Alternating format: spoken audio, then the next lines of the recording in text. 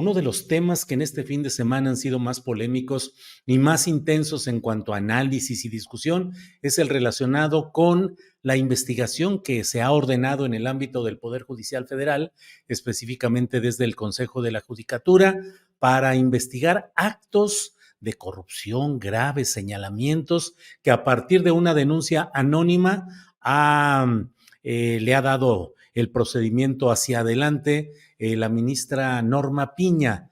Este es un asunto que involucra al ministro en retiro, Arturo Saldívar Lelo de la REA, y ha habido tantas cosas que, entre otros temas, ha vuelto a surgir los datos y los señalamientos que ha hecho Hernán Gómez, periodista, escritor, en su libro Traición en Palacio. Así es que está con nosotros Hernán y le doy la bienvenida. Hernán, buenas tardes. Julio, ¿qué tal? Gracias por la invitación y también el reconocimiento, porque no han sido muchos los medios que se han abierto a querer conocer mi investigación que publiqué el año pasado, y tú has sido uno de ellos y te lo agradezco. Hernán, muy amable, gracias. Hernán, ¿y se reactiva tu libro de pronto? Bueno, hasta Xóchitl Gálvez dice, aquí está la prueba de todo este tipo de señalamientos. ¿Qué es lo que estamos viendo, Hernán? ¿Una batalla por la justicia verdadera o una venganza política, como dice el presidente López Obrador? Pues quisiéramos que fuera una batalla por la justicia verdadera, pero la realidad, y es lo que yo le contesté a Xóchitl en su tuit de ayer, además de agradecerle la publicidad del libro, que obviamente no me viene mal, pero es justamente que este tipo de esquemas de uso político de la justicia, y además de la justicia para hacer negocios, ha sido empleado en México desde hace mucho tiempo, y con ese mismo esquema operó el PRI y el PAN en su momento. Entonces, lo que yo hago es una invitación a la propia Xóchitl Gálvez y a todos los candidatos a la presidencia a no usar el tema de la justicia para el golpeteo político, sino para discutir a fondo qué reforma al sistema de justicia requerimos. Porque tú creo que entrevistaste recientemente a Jesús Lemus, quien también ha publicado una investigación bastante nutrida al respecto, que tengo aquí, se llama El Cártel Judicial, que junto con mi libro, que es Traición en Palacio, digamos que conforman una primera aproximación a tratar de poner en el radar el tema de la corrupción, enorme corrupción que existe en el sistema de justicia en México, la opacidad, es algo que Jesús retrata muy bien, la opacidad que hay en el sistema de justicia. No podemos saber prácticamente nada de lo que sucede allá adentro.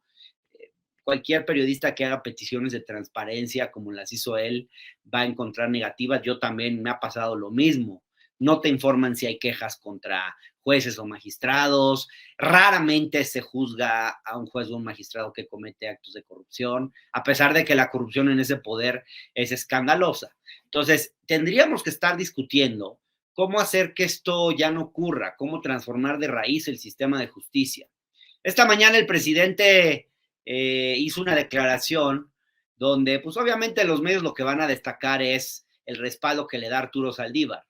Esa parte yo no la comparto, me parece que hay elementos para abrir una investigación y llegar al fondo de las cosas, pero lo que sí comparto del presidente es justo cuando caracteriza al Poder Judicial como un poder en putrefacción, corrupto, y ahí sí creo que hay muchísimo que hacer, y creo que uno de los errores de este gobierno, Julio, ha sido dejar ese tema sin resolver.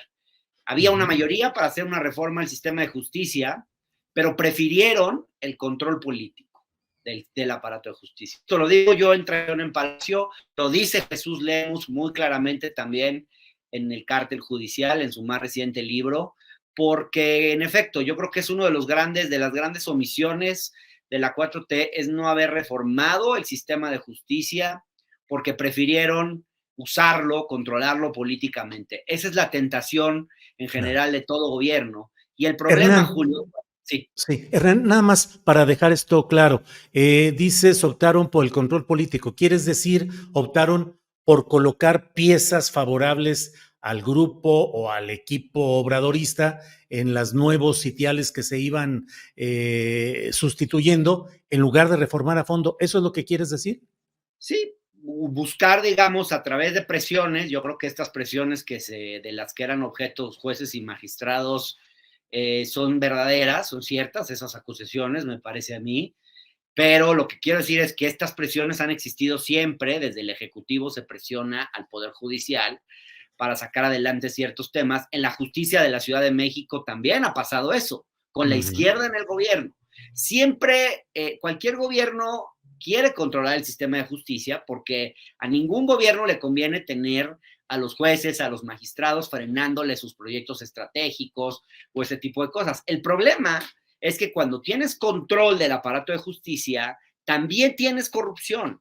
Porque, ¿qué pasa? Es como una especie de acuerdo no declarado, medio implícito, que está ahí, donde los que se encargan de las cabezas del Poder Judicial, ya sea a nivel federal o en los estados, cuando tienen que hacerle favores al Ejecutivo para sacarle sus temas, pues también dicen, oye, pues si le voy a sacar los temas al señor presidente o al jefe de gobierno de la Ciudad de México o al gobernador en turno, pues también me hago favores a mí y utilizo ese aparato para lucrar con el negocio de la justicia. ¿Y qué hago? Pues uso mis despachos, les paso los casos, inclino la justicia a favor o en contra de cierto asunto que me interesa, donde puedo obtener una comisión, y así se trafica con influencias y todas estas cosas que hemos visto. Con Julio Scherer a la cabeza, controlando este sistema como el gran broker de la justicia durante esta administración, esto llegó quizás a casos poco antes vistos, pero el esquema existía desde antes. Ahora, Hernán, hablamos en este caso específico de la denuncia contra Arturo Saldívar. En tu libro detallas muy bien todo lo que mencionas, el gran broker, el gran negociante, el gran gestor de asuntos que le eran redituables a él, a su grupo cercano, a despachos de abogados, que era Julio Scherer Ibarra, poderoso consejero jurídico de la Presidencia de la República. Te pregunto porque todo está centrado hoy en el Poder Judicial y no digo que no haya razón, creo que sobra, pero está la otra pinza, la del poder político, en este caso, pues veo yo al propio Julio Scherer, como tú lo has documentado, y pregunto, y del otro lado las fiscalías, es decir, Alejandro Gertz Manero, ¿en qué escena de este montaje de injusticias, corrupción, tráfico de intereses entra Gertz Manero? Pues mira, la denuncia anónima que se presentó ante el Consejo de la Judicatura es un texto de 30 páginas más o menos. Yo ya lo leí por completo. No aparece el fiscal Gertz Manero, no se involucra en ningún momento a la Fiscalía General de la República y además es una denuncia que se presentó ante el Consejo de la Judicatura Federal. Quizás es importante explicarle a la gente qué es el Consejo de la Judicatura Federal.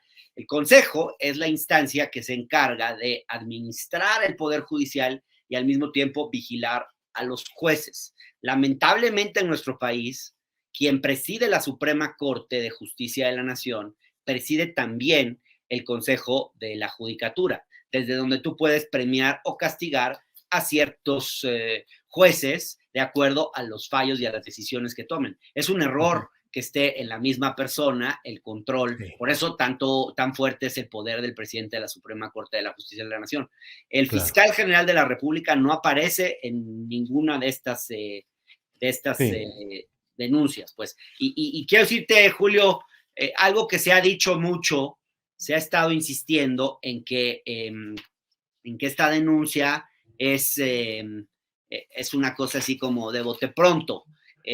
La información que yo tengo a partir de los anexos de la denuncia que pude obtener es que esto se basa en 283 testimonios con integrantes de la rama administrativa y de la rama jurisdiccional del Poder Judicial que comenzaron a recabarse de forma anónima desde 2019. Entonces, tiene que ver con el Poder Judicial. Aquí no se mete con la procuración Sí.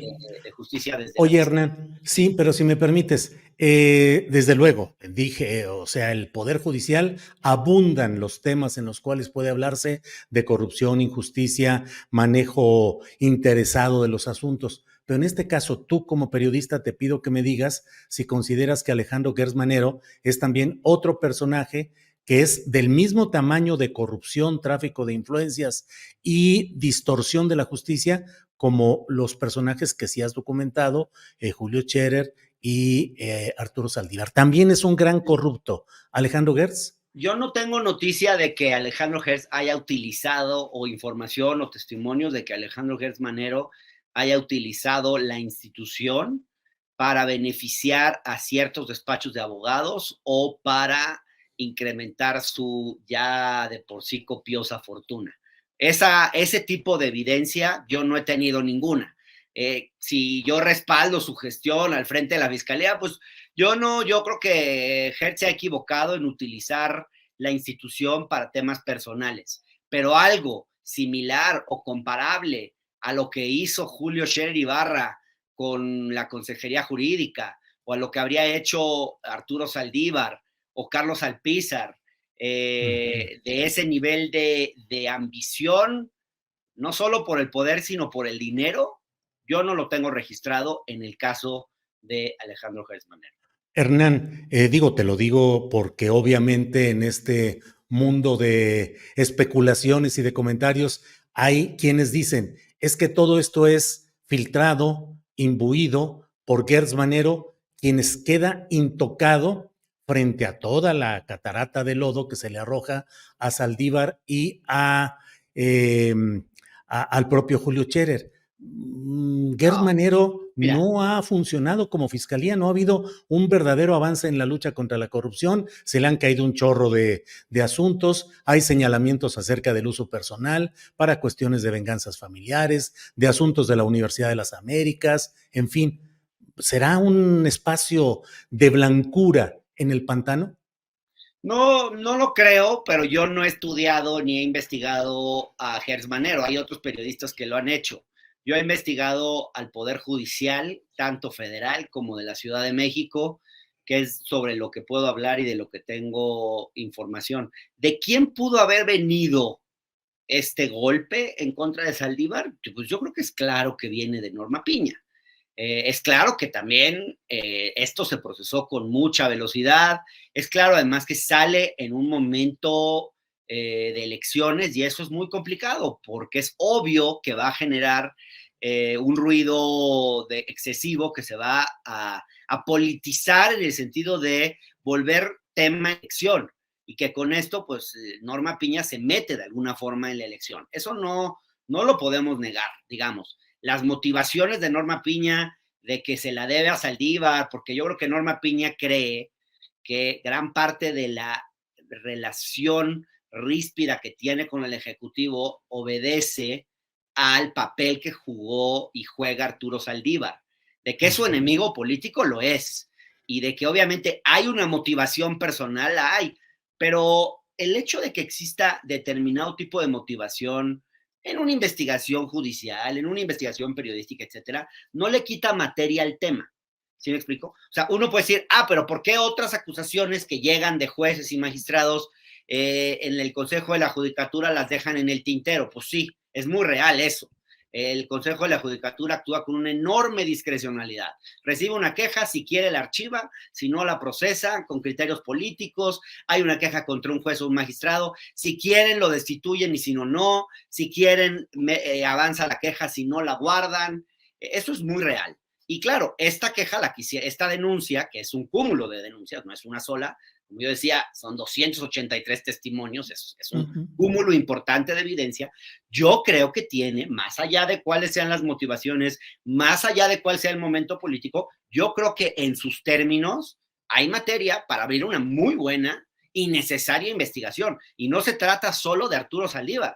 Hay varios personajes más involucrados, está Netzaí Sandoval, está Edgar Bonilla, el titular del Instituto de Concursos Mercantiles, donde se hacen unos negocios impresionantes, esa parte no se trató en mi libro, y otros personajes más, jueces que aparecen en la investigación, en la denuncia, y aparecen también en mi libro, digamos, que eran claramente piezas que se subordinaban al esquema, al modus operandi schereriano, y todo eso yo creo que da para una buena y necesaria investigación que resulte, más que en condenar a una persona u otra, que no es lo tan relevante, en develar cómo funciona la corrupción en el Poder Judicial y realmente hacer una reforma de fondo. Ahora, si me preguntas, ¿puede Saldívar encabezar esa causa dentro del equipo de Claudia Sheinbaum? Pues no. Yo creo que la participación de Saldívar eventualmente va a tener que revisarse. No lo van a decir en el momento de elecciones, porque obviamente no van a reconocer que tienen un personaje de dudosa reputación dentro de la campaña, pero pues yo creo que eventualmente lo van a tener que, va a tener él que dar un paso al costado. Hernán, el poder político que concentra los historiales recientes de estos personajes es el presidente López Obrador. O sea, el presidente López Obrador hizo una alianza política con el ministro, entonces presidente de la Suprema Corte de Justicia, Arturo Saldívar, y está recuperado para integrarlo de inmediato a la campaña presidencial de Claudia Sheinbaum. Julio Scherer Ibarra, pues fue un nombramiento directo del presidente de la República, quien lo consideraba su hermano, y no ha habido ninguna investigación hasta el momento que se sepa relacionada con Julio Scherer. Alejandro Gertz Manero lo impulsó el propio presidente de la República. El presidente no sabía de todo esto, está fuera del rango de responsabilidad política, lo engañaron. ¿Qué supones, Hernán? Yo supongo que, aunque suene muy ingenuo de mi parte, yo creo que lo engañaron, pero más que engañarlo, le dieron una especie de gato por liebre.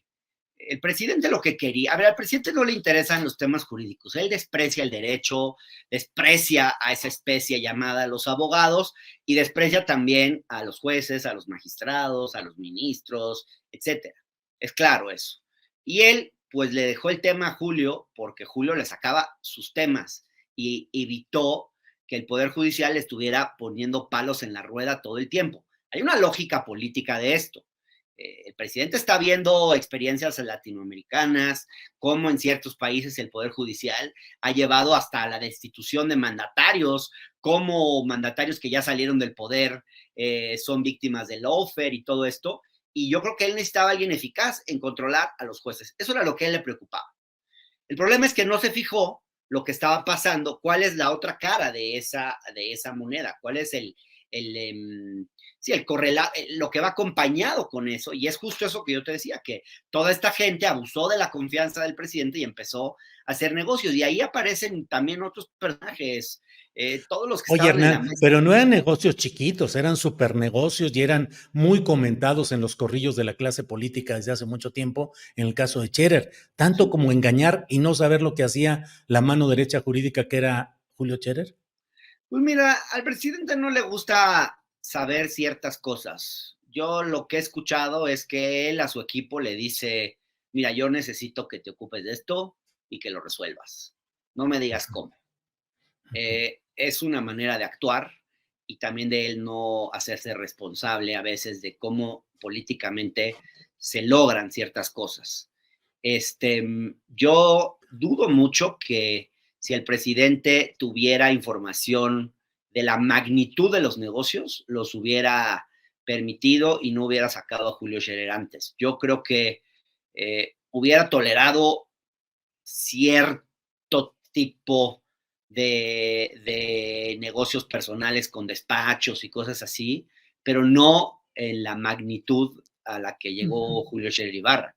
Claro. Julio Scherer Ibarra enfermó de poder y de ambición por el dinero de una forma casi novelesca. Y en esta aventura lo acompañó Arturo Saldívar. No sabemos si por ambición de dinero o por ambición de poder, porque era un aliado político que le ayudó desde para llegar a la presidencia de la Corte hasta para muchas de las cosas que hizo después.